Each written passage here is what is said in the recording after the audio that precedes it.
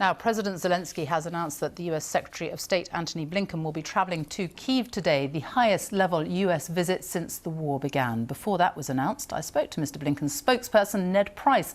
I asked him if he agreed with Boris Johnson's assessment on Friday that there is now a realistic possibility of President Putin winning the war.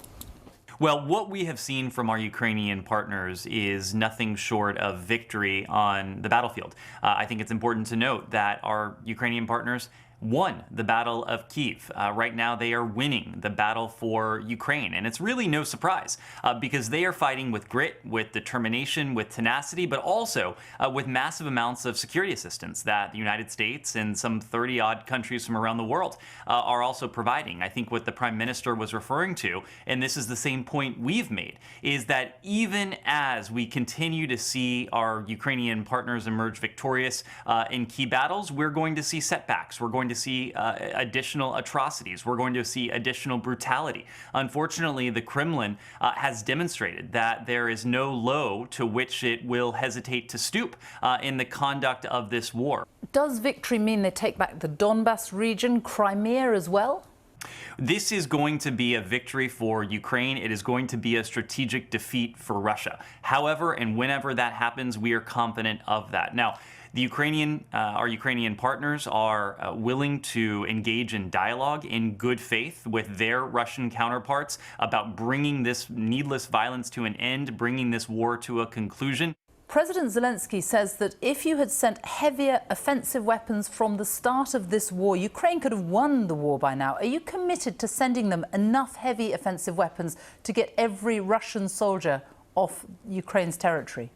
What we have done is send precisely what our Ukrainian partners need to fend off this Russian aggression. And I think you see that over the course of this war, the type of assistance we provided has changed. That's because the dynamics of the battle have changed. Now, Russia's been forced to regroup, to reposition, and really to change its strategy. And so they are focusing on the south of the country, on the Donbas, in the east. And so we're providing them, and you just saw another tranche of security assistance we announced weaponry we announced yesterday in the form of $800 million in security assistance. We're providing them just what they need for this new type of battle, the battle that's going to emerge in the Donbas and in the south. We are confident that with our continued support, with the determination and tenacity that our Ukrainian partners have demonstrated, they will emerge victorious there as well. How long do you think it will be before this conflict does end? Our goal is to bring this conflict to a close just as quickly as we can, and that is why we're continuing to support our Ukrainian partners, why we're continuing to impose these massive costs on the Russian Federation. Do you think Ukraine should consider giving up parts of the south, parts of the Donbas, in order to bring this war to a swifter end? These will be decisions that only the Ukrainian people, through their democratically elected representatives, will be able to make. So our goal is to position President Zelensky, to position his administration to be in a strong position as they engage with the Russians. But ultimately, that's not for us to decide. We've seen what the Russians did in Bucha, in Borodyanka. How much worse do you think it will be in Mariupol? We have, unfortunately, every expectation that we're going to continue to see these types of atrocities precisely because we know that this is not the work of a single soldier or even a single battalion. This was a concerted campaign and is a concerted campaign on the part of the Kremlin to brutalize the Ukrainian people in an effort to try to intimidate them, to cow them into submission. We saw images this week of a new missile that the Russians have just tested, nuclear capable. It can travel 6,000 kilometers. President Putin says it's capable of overcoming all modern means of anti-missile defense. Would we know if he was about to use it, or could he launch an attack by surprise?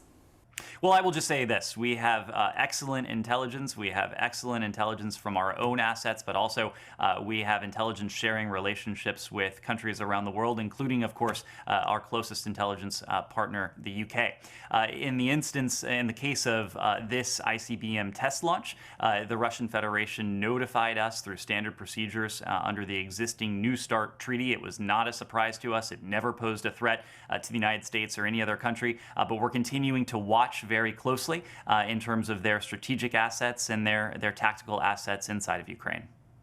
We saw President Putin on Thursday in a public appearance. He was gripping a table. A lot of speculation about the state of his health. He sat there for 12 minutes gripping that table without taking his hand off. Do you have any intelligence about the state of his health? Well, I can't speak to intelligence, but what we're watching very closely is what President Putin does.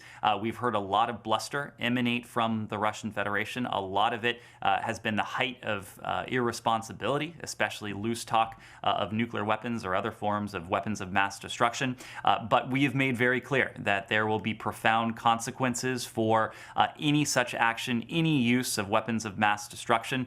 We've made clear it would not only be a response on the part of the United States, but the international community would come together as well to make very clear this is not something that will be tolerated. It's not something that we would tolerate. Ned Price, thank you very much. Thanks, Sophie.